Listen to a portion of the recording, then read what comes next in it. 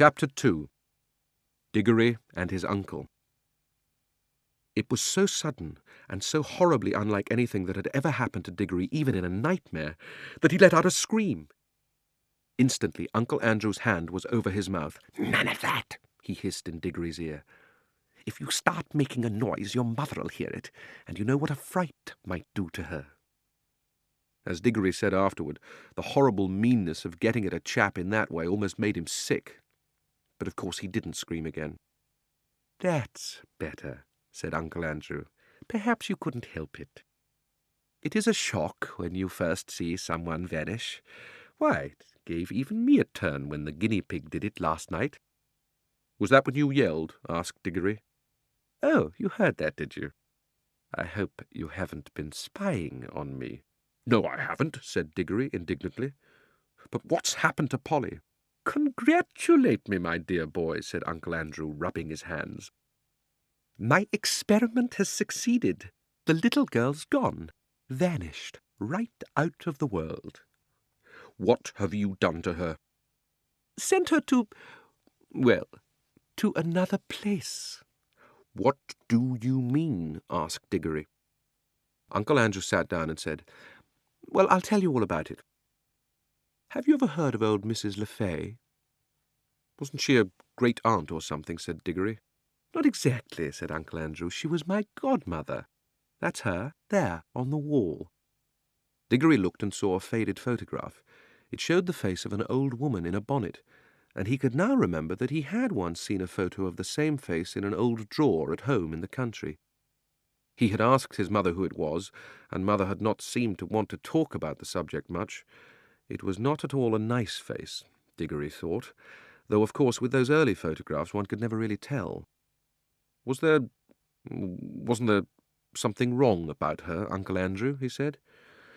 "Well," said Uncle Andrew with a chuckle, "it depends what you call wrong. People are so narrow-minded. She certainly got very queer in later life, did very unwise things. That was why they shut her up." "In an asylum, do you mean?" "Oh, no," said Uncle Andrew in a shocked voice. "Nothing of that sort. Only in prison." "I say," said Digory, "what had she done?" "Ah, poor woman," said Uncle Andrew. "She had been very unwise. There were a good many different things. We needn't go into all that. She was always very kind to me." "But look here, what's all this got to do with Polly? I do wish you'd—" "All in good time, my boy," said Uncle Andrew. "They let old Mrs. Le Fay out before she died, and I was one of the very few people whom she would allow to see her in her last illness. She had got to dislike ordinary ignorant people, you understand. I do myself. But she and I were interested in the same sort of things. It was only a few days before her death that she told me to go to an old bureau in her house and open a secret drawer and bring her a little box that I would find there. The moment I picked up that box, I could tell by the pricking in my fingers that I held some great secret in my hands. She gave it to me and made me promise that as soon as she was dead, I would burn it, unopened, with certain ceremonies. That promise I did not keep." "Well, then it was jolly rotten of you," said Digory. "Rotten?" said Uncle Andrew with a puzzled look. "Oh, I see. You mean that little boys ought to keep their promises. Very true, most right and proper, I'm sure, and I'm very glad you've been taught to do it. But of course you must understand that rules of that sort, however excellent they may be for little boys and servants and women and even people in general, can't possibly be expected to apply to profound students and great thinkers and sages. No, Digory, men like me, who possess hidden wisdom, are freed from common rules, just as we are cut off from common pleasures. Ours, my boy, is a high and lonely destiny." As he said this, he sighed and looked so grave and noble and mysterious that for a second Digory really thought he was saying something rather fine. But then he remembered the ugly look he had seen on his uncle's face the moment before Polly had vanished, and all at once he saw through Uncle Andrew's grand words. All it means, he said to himself, is that he thinks he can do anything he likes to get anything he wants. Of course, said Uncle Andrew. "I didn't dare to open the box for a long time, for I knew it might contain something highly dangerous. For my godmother was a very remarkable woman. The truth is, she was one of the last mortals in this country who had fairy blood in her.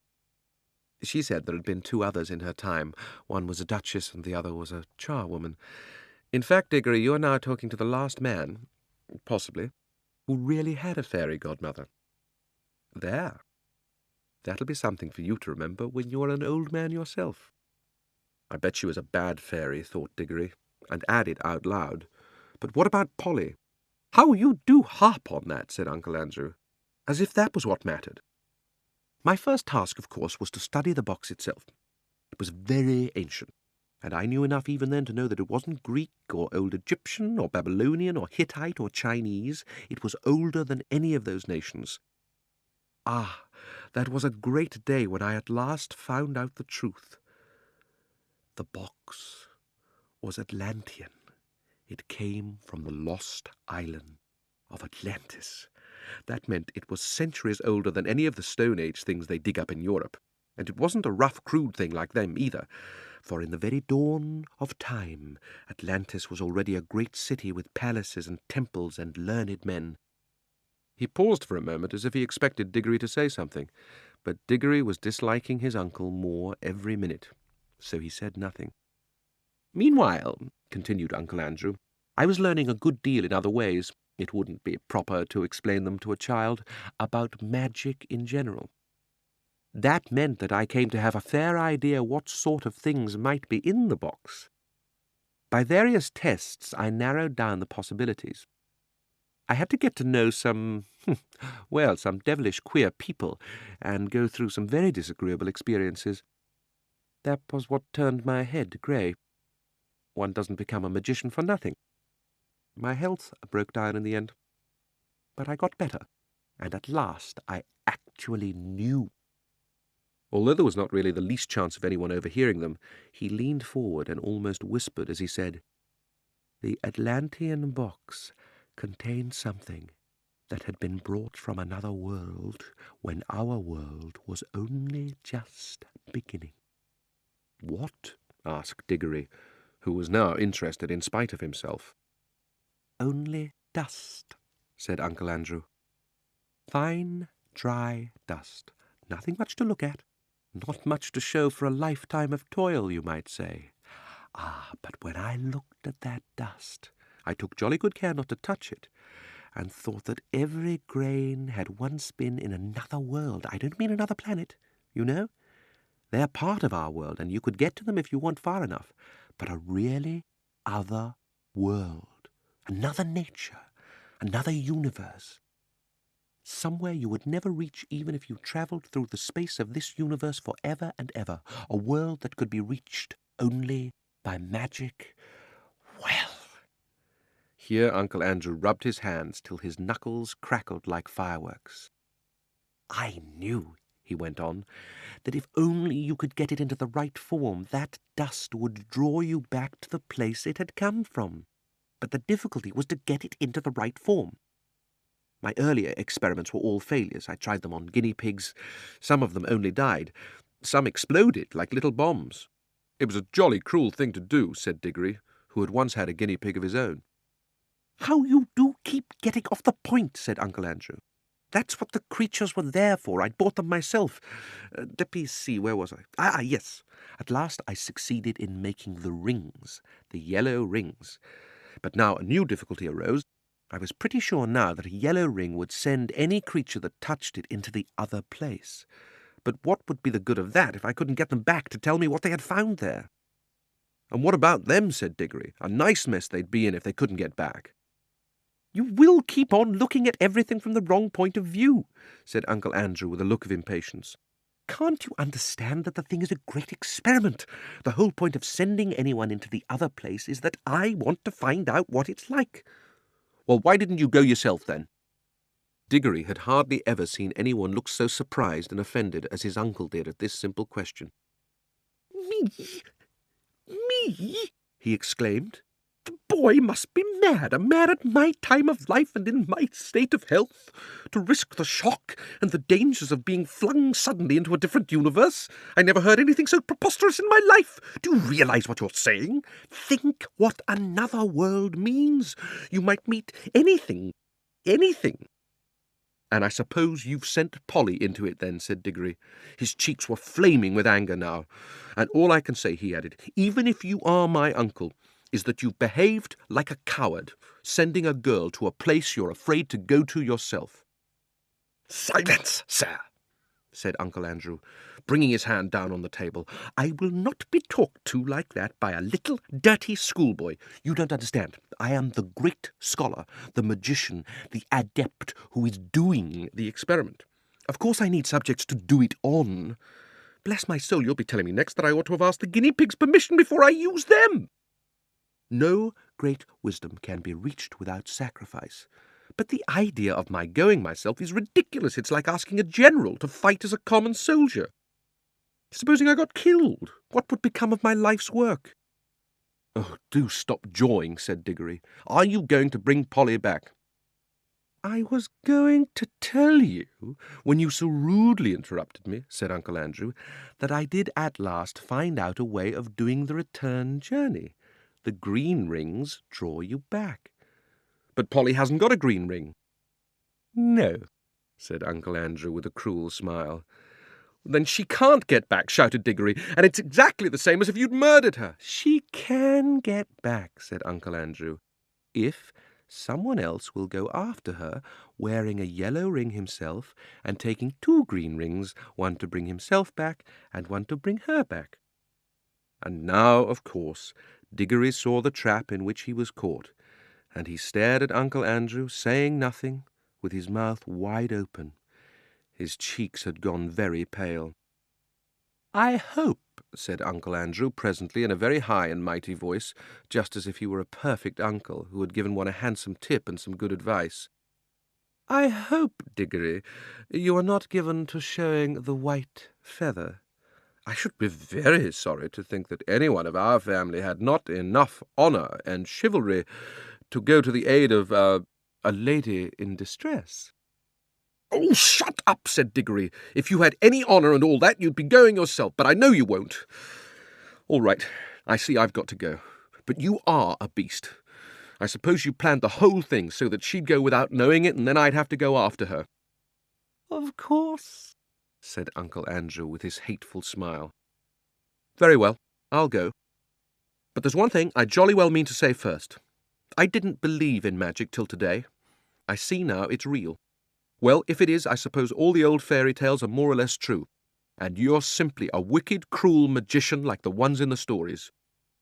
Well, I've never read a story in which people of that sort weren't paid out in the end, and I bet you will be, and serve you right. Of all the things Digory had said, this was the first that really went home. Uncle Andrew started, and there came over his face a look of such horror that, beast though he was, you could almost feel sorry for him. But a second later he smoothed it all away and said with a rather forced laugh, Well, I suppose that is a natural thing for a child to think, brought up among women as you have been. Old wives' tales, eh? I don't think you need worry about my danger, Digory. Wouldn't it be better to worry about the danger of your little friend? She's been gone some time. If there are any dangers over there, well, it would be a pity to arrive a moment too late. A lot you care, said Digory fiercely, but I'm sick of this jaw. What have I got to do? You really must learn to control that temper of yours, my boy, said Uncle Andrew coolly. Otherwise you'll grow up to be just like your Aunt Letty. Now, attend to me. He got up, put on a pair of gloves, and walked over to the tray that contained the rings. They only work, he said, if they're actually touching your skin. Wearing gloves, I can pick them up like this, and nothing happens. If you carried one in your pocket, nothing would happen, but of course you'd have to be careful not to put your hand in your pocket and touch it by accident. The moment you touch a yellow ring, you vanish out of this world. When you are in the other place, I expect, of course this hasn't been tested yet, but I expect that the moment you touch a green ring, you vanish out of that world and, I expect, reappear in this. Now, I take these 2 greens and drop them into your right-hand pocket. Remember very carefully which pocket the greens are in. G for green and R for right. G-R, you see, which are the first 2 letters of green. 1 for you and 1 for the little girl. And now you pick up a yellow one for yourself. I should put it on your finger, if I were you. There'll be less chance of dropping it. Digory had almost picked up the yellow ring when he suddenly checked himself. "Look here," he said. "What about Mother? Supposing she asks where I am?"